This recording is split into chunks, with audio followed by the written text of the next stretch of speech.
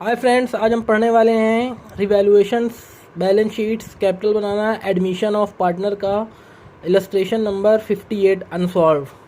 तो रिवैल्यूएशन में हमने पहले बताया था कि रिवैल्यूएशन में किस चीज़ों को कैसे किया जाता है। तो रिवैल्यूएशन का मतलब होता है कि जो साल भर में वैल्यू जो है रिवैल्यूएट हुई। अब देखिए, जैसे ये क्वेश्चन है PQR in a partnership sharing profit in the proportion 2:1। ये बैलेंस शीट है हमारी। अब देखिए, इस रिवैल्यूएशन में साल भर के अंदर जो डिक्रीज़ हुआ या इंक्रीज़ हुआ उसको जो है हमें सही करना है। तो जैसे ये बैलेंस शीट है, ये हमारा क्वेश्चन है। They admit S into partnerships who bring 2 lakh as capital लाया था, नया पार्टनर आया था, और 40,000 गुडविल लाई थी, और 1/5 शेयर वो मांग रहा था, और बाकी बैलेंस जो बचा इसमें से वो पुराने पार्टनर डिस्ट्रीब्यूट कर लिए। तो सबसे पहले देखिए, रिवैल्यूएशन में ये करने की चीज़ है, building is to appreciated by 20%, यानी बिल्डिंग का 20% बढ़ गया। बिल्डिंग कहाँ है? ये है बिल्डिंग, 4,10,000 रुपये। अगर इसका 20% आप करेंगे तो इसका 20% हो जाएगा 82,000 रुपीज़, यानी बिल्डिंग बढ़ गई 82,000 रुपीज़ से। अब आगे आता है machinery is to depreciated by 10%। Machinery कितनी है? 1,50,000। 1,50,000 का 10% कितना हुआ? 15,000। तो कम हो गई। तो हमने बताया था जो वैल्यू डिक्रीज़ होंगी वो इधर दिखाएंगे डेबिट साइड, और जो वैल्यू इंक्रीज़ करेंगी वो इधर दिखाएंगे क्रेडिट साइड। तो अब थर्ड है, sundry debtors are worth rupees 1,10,000, यानी संडी डेटर्स जो है 1,12,000 थी पहले, अब 1,10,000 हो गई। तो इसका मतलब 2,000 वो उसकी कीमत हो गई। वर्थ मतलब होती है कीमत, कि उसकी कीमत हो गई 1,10,000। तो 1,10,000 और यहाँ पे 1,12,000, तो 2,000 रुपीज़ आपका कम हो गया। तो 2,000 आप डिक्रीज़ में दिखा देंगे, 2 बैड डेट्स के नाम पे डिक्रीज़ हो गया। आगे पढ़िए क्या है। आगे कह रहा है लिएबिलिटी एक हुई है 5,000 आउटस्टैंडिंग एक्सपेंसेस के नाम पे, जो आपको omitted recorded in the book में रिकॉर्ड करना है। तो 5,000 की लिएबिलिटी, ये भी हमारा डिक्रीज़ हुआ, तो आउटस्टैंडिंग लिएबिलिटी 5,000। तो देखिए हमारा यहाँ पे ये 3 कम हुआ और ये बढ़ा, तो हमारा 82,000 बढ़ा ज़्यादा है और कम कम हुआ है। तो 82,000 में से इतना माइनस कर देंगे तो हमारा इतना 60,000 प्रॉफिट आ गया। प्रॉफिट को हम शेयर कर देंगे ओल्ड पार्टनर्स के ओल्ड रेशियो में, यानी 2:1 में 24,000, 24,000, 12,000। तो ये हमारा बन गया 60,000, हमारा प्रॉफिट रिवैल्यूएशन का आ गया।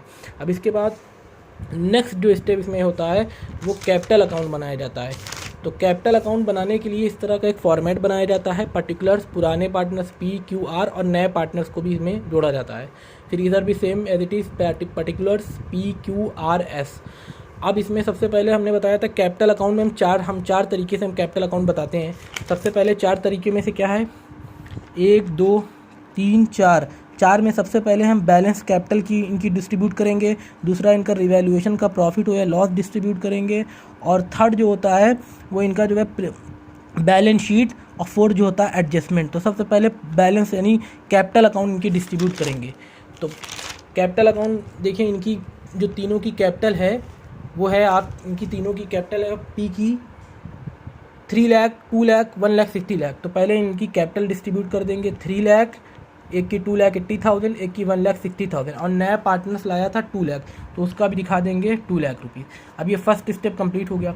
अब सेकेंड स्टेप रिवैल्यूएशन का प्रॉफिट या लॉस। तो रिवैल्यूएशन की इनकी प्रॉफिट कितनी आई थी? 60,000।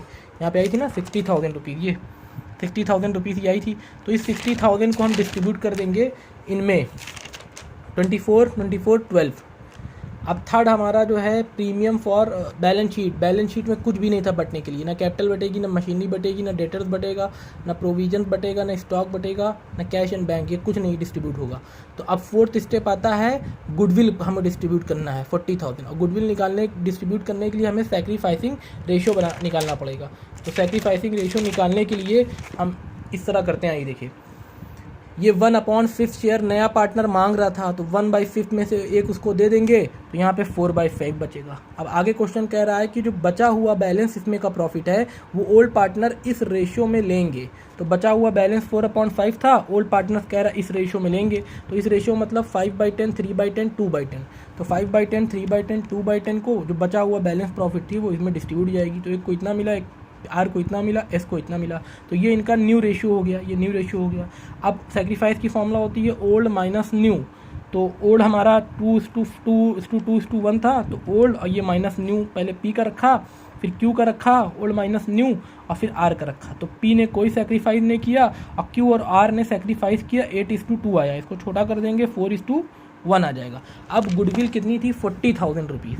तो गुडविल को सेक्रीफाइस रेशियो में डिस्ट्रीब्यूट कर देंगे 2:1 में, यानी सॉरी 4:1 में। तो एक को 32 मिला और एक को 8 मिला, तो ये गुडविल भी डिस्ट्रीब्यूट हो गई। अब हमको इसमें कुछ करने को नहीं है, क्वेश्चन खत्म हो गया।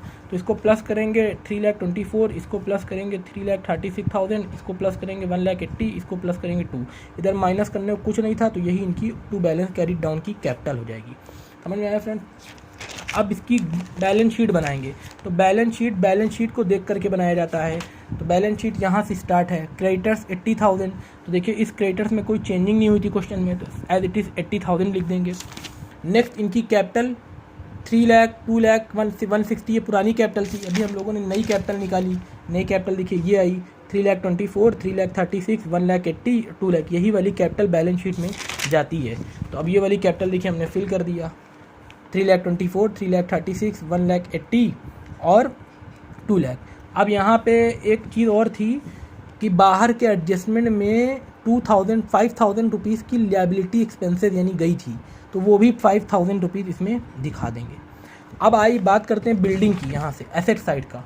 तो एसेट साइड में बिल्डिंग 4,10,000 था, और 4,10,000 में हम लोगों ने कितना बढ़ाया था, यहाँ पे कह रहा था ना 20% बिल्डिंग बढ़ी, अप्रिशिएट हुई है, तो 20% यानी 82,000 बढ़ी है। तो 82,000 को अगर हम 4,10,000 में प्लस करेंगे तो ये हो जाएगा हमारा 4,92,000। अब मशीनरी कितनी है, 1,50,000। मशीनरी कितनी बढ़ी, डेप्रीशिएट 10% कम हुई है, तो 1,50,000 का 10% कम किया तो 1,35,000 बचा। 1,35,000 हम यहाँ दिखा देंगे। डेटर्स में 1,12,000 था, लेकिन इसकी कीमत 1,10,000 हो गई थी, तो हमको भी यहाँ पे 8,000 की जगह 10,000 माइनस करना होगा, तो यहाँ पे 1,10,000 रुपये हो गया। स्टॉक जो था वो 1,18,000, इसमें कोई चेंज नहीं हुआ था, तो ये एज इट इज़ 1,18,000 लिख देंगे।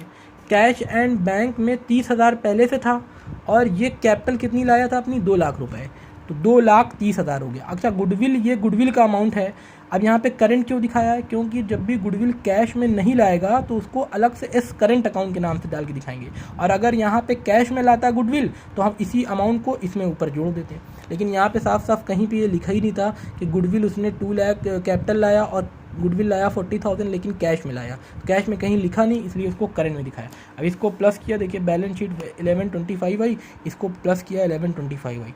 तो ये सब क्वेश्चन बहुत ईजी हैं, और अभी बड़े बड़े क्वेश्चन आएंगे, वो हम पूरा लाइन्स इसमें अनसॉल्व लाइन से हम समझाएंगे। 57 अभी सॉल्व किया, और 58, अब 59 और 50, 60, इसके बाद धीरे धीरे जितने क्वेश्चन है सब A to Z जो है लाइन से डालेंगे फ्रेंड्स। तो देखिए इसको समझिए आप।